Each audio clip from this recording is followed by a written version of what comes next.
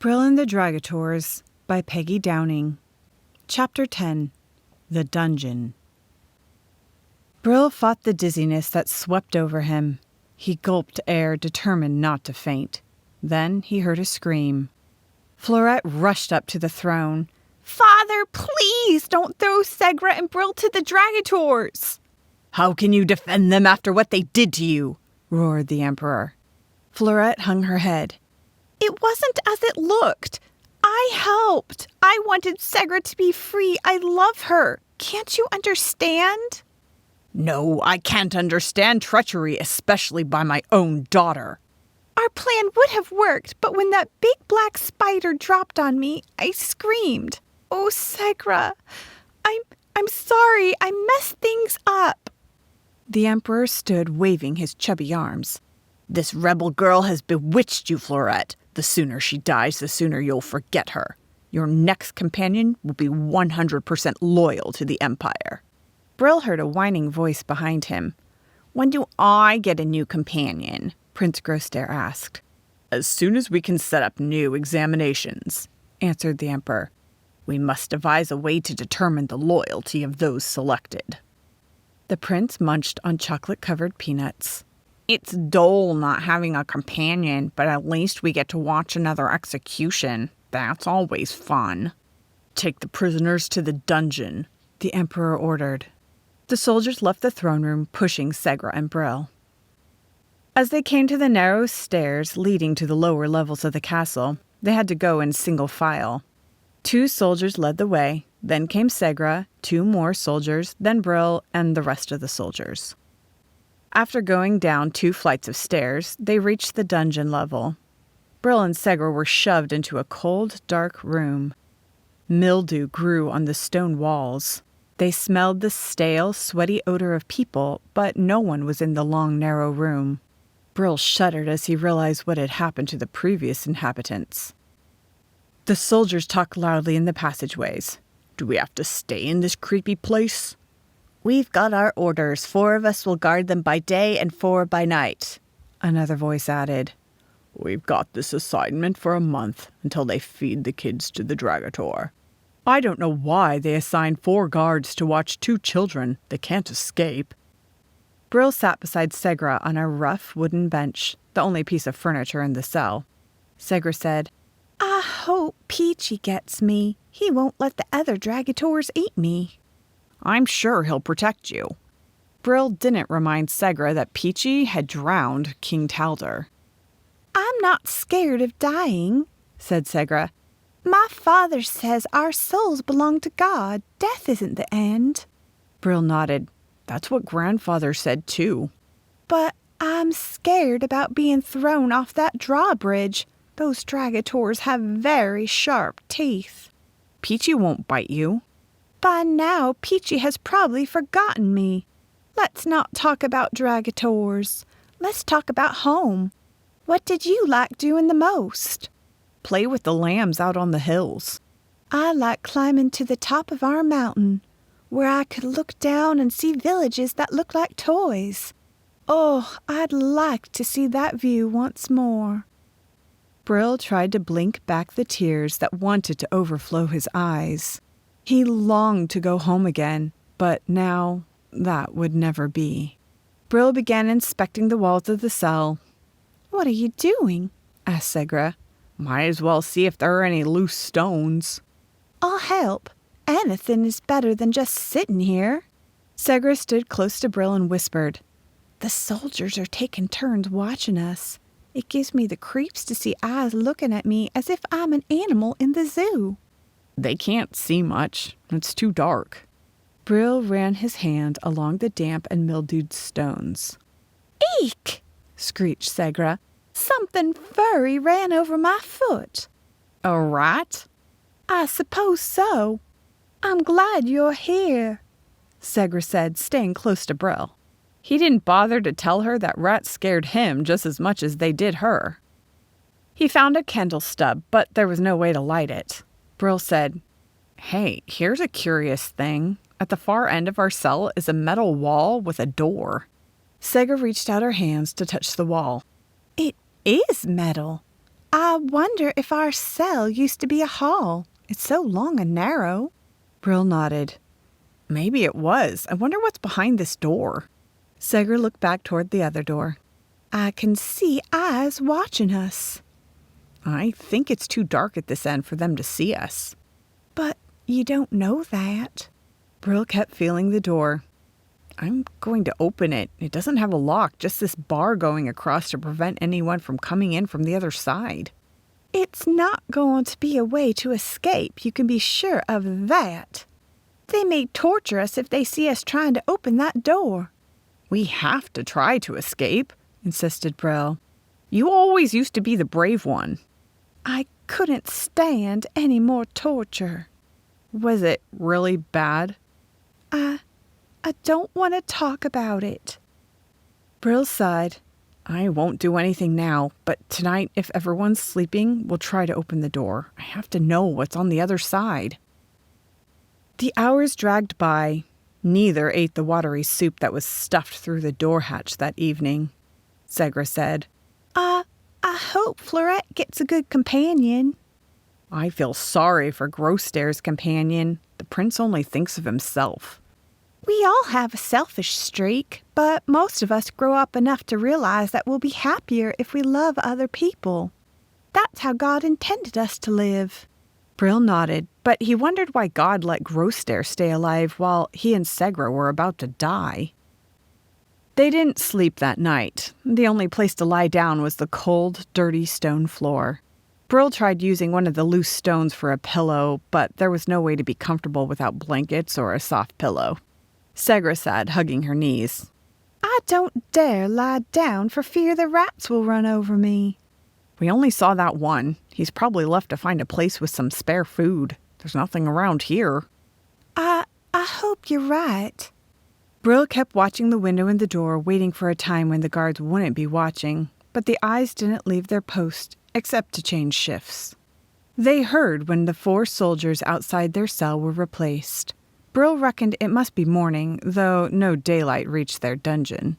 Segra said, Breakfast is served.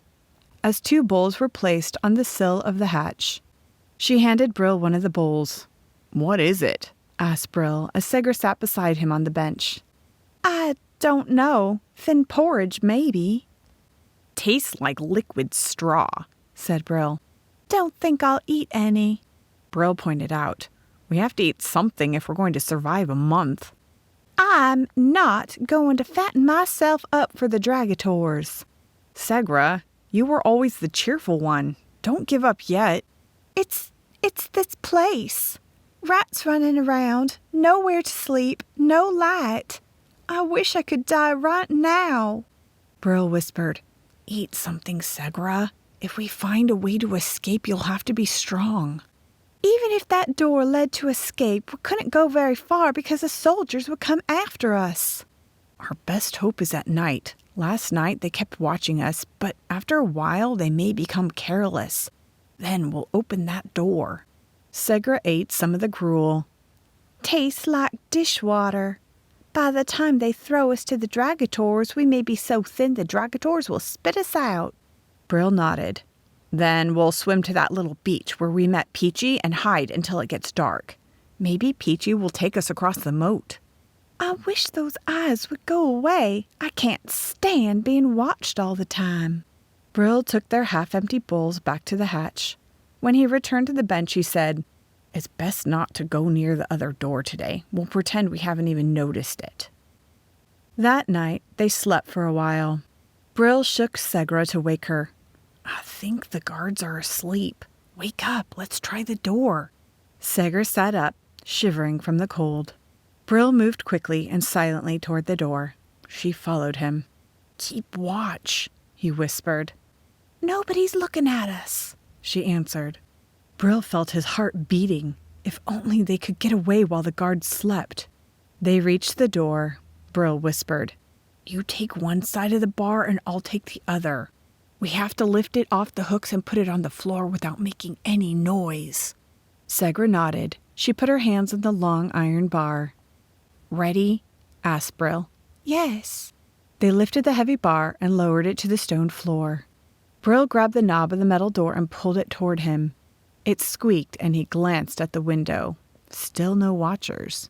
He pulled it slowly, hoping the sound wouldn't carry to the guards. "What's there? It's so dark I can't see," whispered Segra.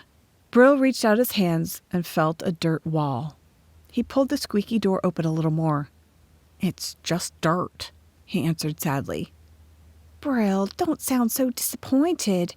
You knew they wouldn't give us an easy way to escape." "Maybe we can dig a tunnel," he said. "How can we do that with the guards watching us most of the time? We don't even have anything to dig with." Brill pulled the door open wider and continued feeling, but all he felt was a wall of hard-packed dirt.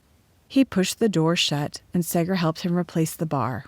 They went back and sat on the narrow wooden bench. Brill spoke in a choked voice. "Looks as if our only hope is gone," Segra said. "I never was very hopeful. No one ever escaped from the dungeon." Brill's face brightened. "Hey, I know what I can dig with.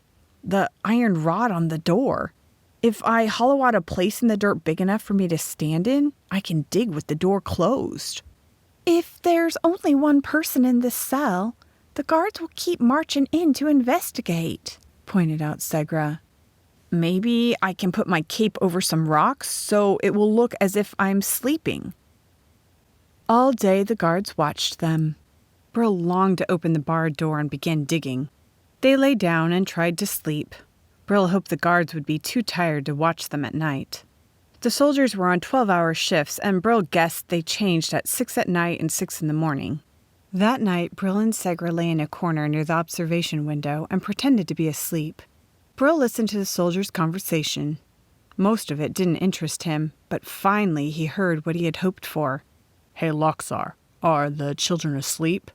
"Looks like it." "It's after midnight. You don't need to watch them while they're sleeping."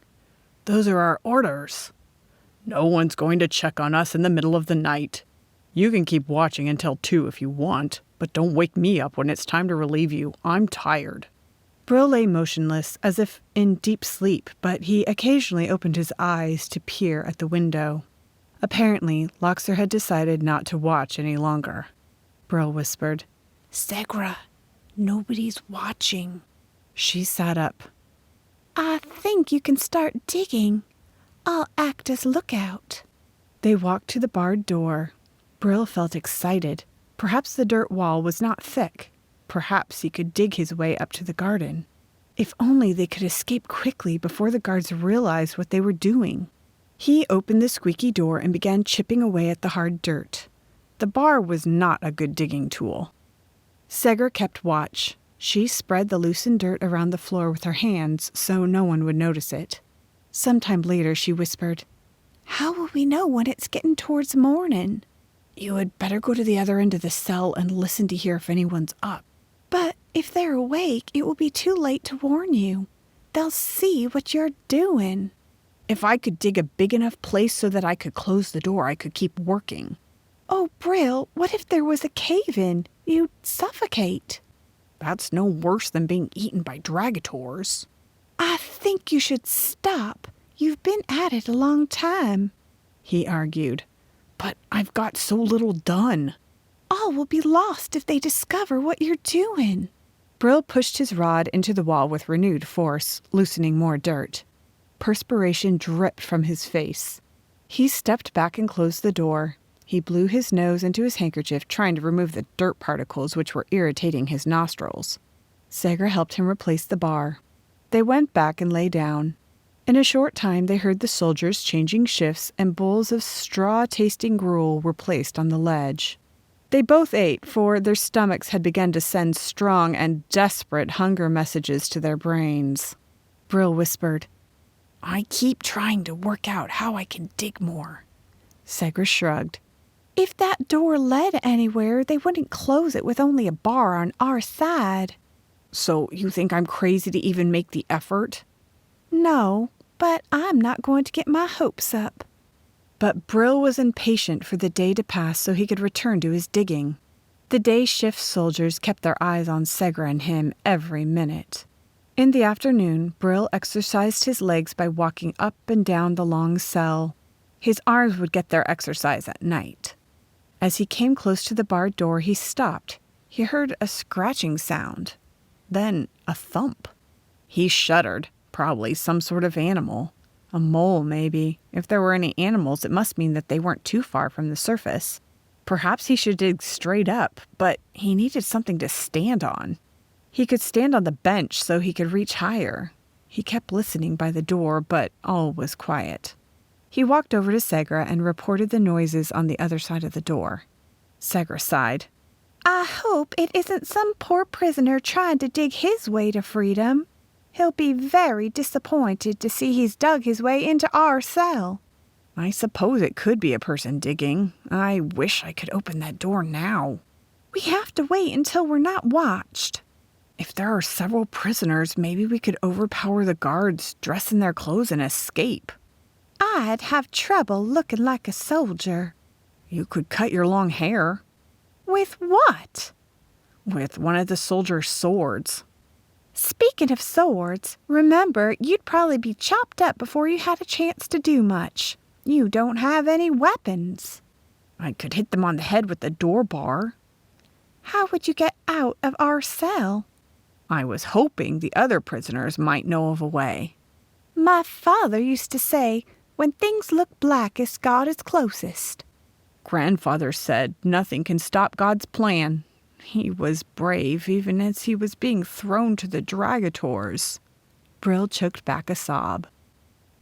Brill walked back to the door. He knocked several times. If another prisoner had dug a tunnel, he might hear an answer, but there was no response. Brill waited anxiously for night when the watching eyes would disappear and he could find out what was going on behind the door. End of chapter 10.